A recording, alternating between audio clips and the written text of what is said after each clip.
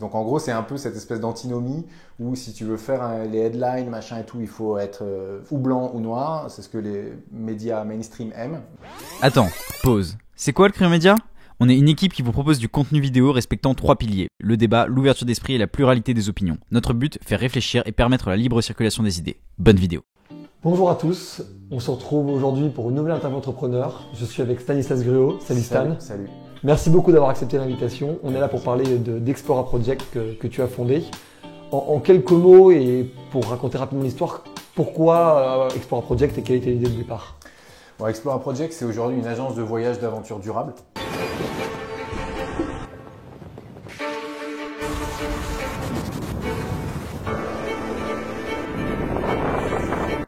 J'ai créé il y a 2 ans, donc aventure assez récente, que j'ai créée après un changement de vie complet, un changement de carrière.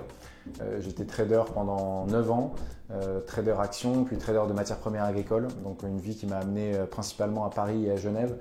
Vie hyper speed dans toute la caricature de ce métier que j'étais, que j'incarnais d'une certaine manière.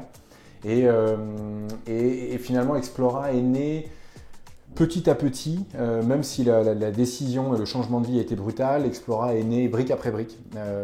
Première brique qui était positive, c'était pour moi, j'ai toujours fait beaucoup de courses à pied en parallèle du trading.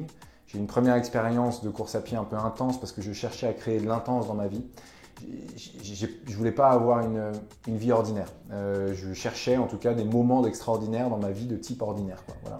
Donc j'ai cherché à créer ces moments d'aspérité. Je me suis lancé dans la traversée de la France en courant en 2011. Ouais, c'était un sacré défi. Ça fait 9 ans maintenant. Et donc j'ai le record de la traversée de la France que j'ai fait en 15 jours. Ouais, c'est un bon délire ça. Du coup, en 15 jours, donc 1150 km. Et en fait, cette expérience-là, ça a été une expérience initiatique pour moi. J'avais l'impression de faire quelque chose d'extraordinaire, ça a été vachement suivi, j'ai été pas mal sollicité des personnes qui m'ont dit ça a créé en moi l'envie de me lancer aussi dans des projets et d'investir une autre sphère que la sphère famille, amis, boulot. Et en effet, je crois qu'il y a ce 4e pied au tabouret qui pour moi est essentiel pour être stable dans la vie, c'est avoir des projets, quoi, avancer. Parfois, même s'il reste à l'état de fantasme, c'est pas grave, ça reste un moteur au quotidien. Certains sont capables de les concrétiser, mais pour moi, c'est resté un état de fantasme Explora à partir de cette course depuis 2011. Et je me suis dit, les gens ont besoin d'une étincelle, ils ont besoin de quelque chose pour être capable de passer à l'acte et de passer à l'action. Ils ont des rêves dans la tête, ils ont des fantasmes, ils ont peut-être des objectifs plus ou moins précis, ils ont besoin de quelqu'un qui les drive.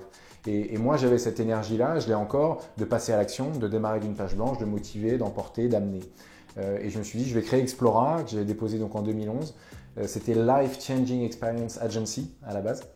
C'était vraiment une expérience de changement de vie, quoi. Et il se trouve qu'après, on dit souvent qu'une startup, c'est la rencontre d'une histoire d'un founder qui percute un marché. Et c'est un peu ce qui s'est passé. Mon idée de base, mon histoire de founder, c'est celle-là. Et dans le même temps, le marché du voyage d'aventure, d'abord chez les anglo-saxons, puis après chez nous en France, a commencé à vraiment exploser. Et voilà, et Explora a pivoté finalement, de ce fantasme, la boîte est devenue une agence de voyage d'aventure durable qui emmène les gens sur des expéditions engagées physiquement, et puis après on a doucement ouvert un peu le cône pour être un peu plus mainstream et un peu plus accessible. Il y a une grosse partie, une grosse logique écologique dans ton projet, au point même que tu ne proposes pas de voyage hors Europe pour des questions de bilan carbone. Est-ce que Explora Project n'aurait jamais vu le jour dans ta tête et dans ton esprit sans cette dimension durable ? Est-ce que c'est au cœur même de ce que tu proposes ? En fait, ce serait beaucoup plus facile de te répondre oui, mais la réponse est qu'à la base, le projet n'avait pas été pensé comme étant durable nécessairement. J'avais une certaine idée évidemment de l'aventure, de l'expérience pleine nature, etc., qui par essence était quand même plutôt durable parce que low infrastructure, parce que a priori pas beaucoup de déchets, parce que à motricité plutôt humaine et animale que moteur. Donc il y avait déjà des briques assez fortes et qui par essence étaient durables. Mais le projet et l'engagement du projet n'étaient pas construits autour de la brique durable comme elle l'est aujourd'hui. Il y a eu un changement en fait. Il y a eu le Covid. Et le Covid en fait, ça a été pour nous tous un catalyseur de beaucoup de questionnements qui en fait a accéléré notre marché de plusieurs années en quelques mois seulement, et qui nous a montré que l'envie aujourd'hui des consommateurs était autour de 3 dynamiques. La première, c'était de consommer des marques qui avaient du sens et qui avaient un purpose, quoi, qui faisait avancer. Un why. Qui avait un why hyper fort, qui faisait avancer le schmilblick, quoi. Et le schmilblick, bah, c'est le seul défi qu'on a entre les mains aujourd'hui, le vrai, quoi, c'est le réchauffement climatique et ses conséquences sur le vivant, quoi. Et si c'était un parmi d'autres pour la génération de nos parents, pour la nôtre, c'est la seule, quoi. Donc, il y avait ça quand même qui était le premier point qui nous a vraiment sauté à la gueule, tu vois, au premier confinement. Et le deuxième, c'était la nécessité des gens de se reconnecter à la nature, qui ça est plus un peu une lame de fond et qui a eu un gros pic au premier confinement parce que tout le monde a pété un câble dans son 30 mètres carrés. Et puis le troisième, c'est pour le coup aussi une lame de fond qui est la nécessité, ce quatrième pied du tabouret qui a toujours été là, c'est-à-dire la nécessité l'envie de chacun de se fixer des objectifs, de se dépasser, etc. Et ça, je crois que c'est vraiment ce triptyque-là, une marque qui a du sens, une reconnexion à la nature et se dépasser et se fixer des objectifs. Pour moi, ça, c'est le moteur de nos vies aujourd'hui pour la plupart des gens sur cette planète. Je comprends très bien. Et je parlais de communication juste avant, mais c'est quelque chose que je trouve assez majeur dans Explora Project, c'est justement la capacité à communiquer au-delà même sur les services que vous proposez, aussi en tant qu'acteur majeur du changement écologique. Ce pôle de la communication, il passe par ton propre personal branding et aussi sur celui de la marque. Est-ce que tu es presque obligé d'être jusqu'au boutiste dans ce que tu proposes pour réussir à disrupter suffisamment dans ce marché très très polluant? Ouais, alors c'est en effet le cas de toute prise de parole publique. Les messages sont beaucoup plus audibles quand ils seront précis, mais beaucoup moins impactants quand ils ne sont pas radicalisés.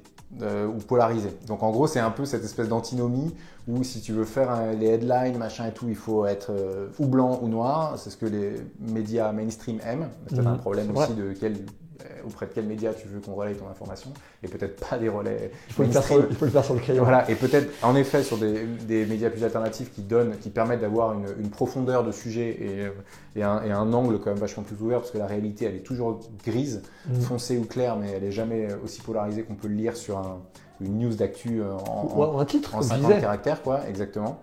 Donc ouais, aujourd'hui, on essaye d'apporter notre pierre à l'édifice pour changer ce secteur du travel, d'abord en France et probablement assez vite à l'échelle européenne.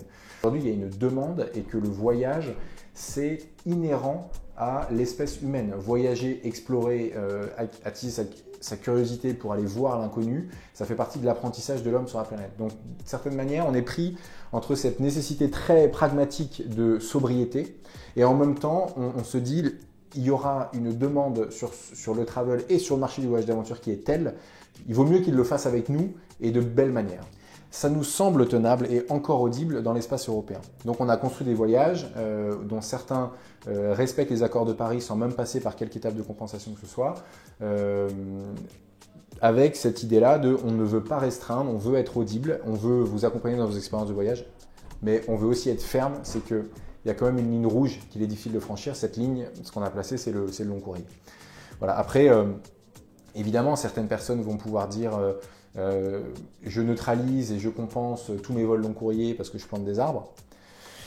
C'est la difficulté en fait des opérations de neutralisation de l'impact carbone, c'est qu'il y a un décalage dans le temps en fait. C'est-à-dire qu'un arbre, vous avez interviewé Camille, donc Étienne, donc elle en connaît un rayon là-dessus.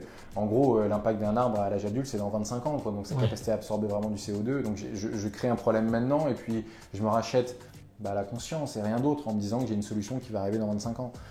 Et puis si les programmes sont tenus et les arbres sont toujours là dans 25 ans, parce que ça a été tellement fait à l'échelle et il y a tellement de business aussi autour de ces programmes-là, que la plupart des forêts dans certaines régions du monde sont plus debout, quoi, quelques années après.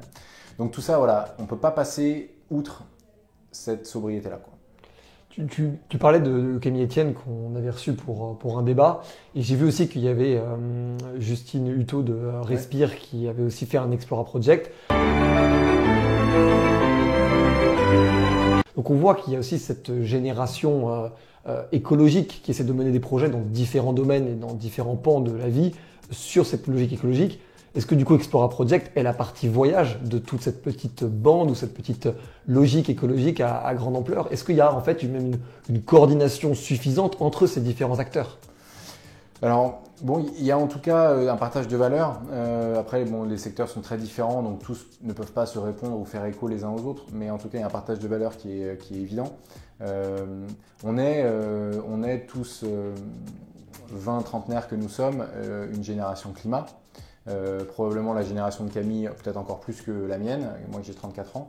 Mais néanmoins, oui, on est aujourd'hui devant cette espèce d'absolue nécessité de se dire, on nous a dit qu'il fallait construire une boîte pour répondre à un besoin pressant.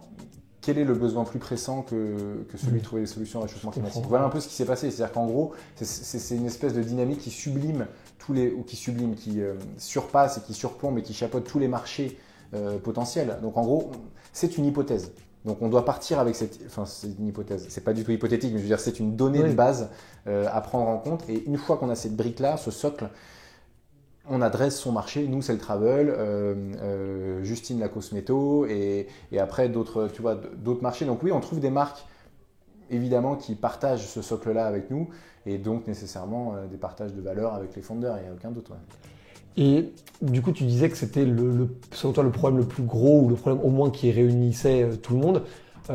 Comment vois-tu ceux qui du coup s'en défient ou se méfient de ce combat écologique et qui du coup vont peut-être en fait saper peut-être tes efforts, ceux de Justine ou de Camille et d'autres? Comment perçois-tu en fait cette logique, que ce soit des consommateurs ou des entrepreneurs ou même des politiques, qui de ce problème-là n'en voient pas comme étant le prioritaire? Même s'ils comprennent que c'en est un. Je crois qu'on oppose souvent écologie et économie. C'est un peu dans ce cadre-là ou sur ce débat-là que je pose ta question.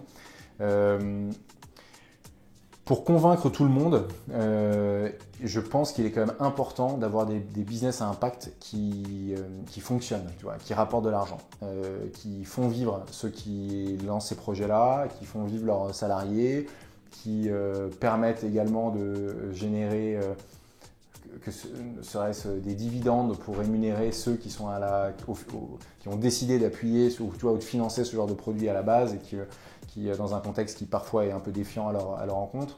Ou pour aller faire de l'entrepreneuriat. Pour concurrencer les cerveaux sur les salaires. Par exemple, voilà, ou de l'entrepreneuriat comme Phoenix et aller faire nous anti-gaspi, épicerie anti-gaspi. Voilà, ça c'est exactement une dynamique hyper sustainable et qui a de l'impact dans l'impact. Et en fait, il faut que ces projets-là ils fassent des petits et ça fait pas de petits s'il n'y a pas de renta. Donc il faut aller chercher des produits, il faut aller chercher des marchés qui économiquement sont viables. Et là, tu retrouves quand même le sens ou en tout cas le driver premier de l'économie réelle, qu'on l'aime ou qu'on l'aime pas, il est capitalistique dans nos pays. Donc à partir du moment où tu reboucles cet impératif aussi, là tu as tout le monde à bord. Ouais. Et alors parler des sceptiques ou des climato-sceptiques ou que sais-je, je pense que pour partie, de toute façon la contrariété ou la contradiction dans le débat a toujours du bon parce que ça permet de préciser ses arguments. De devoir être précis et chiffré sur les arguments qu'on oppose, etc. Le risque est en effet de leur donner trop de place et de leur donner trop de paroles, trop d'espace de parole. C'est les deux dernières questions de cette interview. Qui tu nous conseillerais d'inviter dans cette interview entrepreneur ou dans un autre format d'ailleurs du Crayon que toi t'aimerais voir intervenir? Moi, je suis assez. À la base, je suis très cartésien, donc je suis assez touché par Jancovici. Oui, Jean-Marc Jancovici. Je trouve qu'il apporte en fait des chiffres. Il mathématise un sujet qui parfois est rendu un peu fantasque ou philosophique, etc. Donc, il cadre les choses. Donc, moi, j'aime beaucoup. J'aime ce cadre dans ce débat. J'aurais dit Camille Etienne, mais bon, je sais que vous l'avez interviewée, mais je trouve également qu'elle est capable d'apporter une vision et une inspiration et d'être motrice pour sa génération. Et je dirais Justine Hutto aussi, ou Guillaume Gibaud du slip français qui, dans un délai un peu différent, mais sont aussi porteurs d'entrepreneuriat français responsable. Et qu'est-ce que ça t'évoque si je te dis trace tes contours? C'est le slogan du média. Je crois que c'est important, je parlais de cadre. Aujourd'hui, je pense que poser un cadre, poser une intention, être précis sur les résultats attendus, c'est toute la dynamique d'un entrepreneur, quoi. On démarre, l'A/B testing, j'ai tracé des contours de ce que je veux tester, je vois si ça répond, si ça répond pas, je trace un autre contour, et ainsi de suite. Et j'avance comme ça de certitude en certitude. Aussi petits les contours soient-ils, on progresse. Donc, je crois que tracer son contour, moi j'aime beaucoup cette idée-là parce qu'aujourd'hui, beaucoup de choses dans le débat sont floues. Ça rend compliqué pour les auditeurs, pour les participants, pour les acheteurs, que sais-je, de prendre des décisions. Donc dans ce flux d'informations souvent imprécis, soyons précis, traçons le contour. Merci beaucoup Stan. Merci à toi. C'était un plaisir de te parler. Et je vous laisse évidemment découvrir Explora Project, il y a le lien dans la description. Merci de nous avoir suivis. On se retrouve très bientôt pour une nouvelle interview d'entrepreneur. N'oubliez pas de vous abonner et poser vos questions en commentaire. C'était Valent pour le Crayon. Ciao. Let's begin.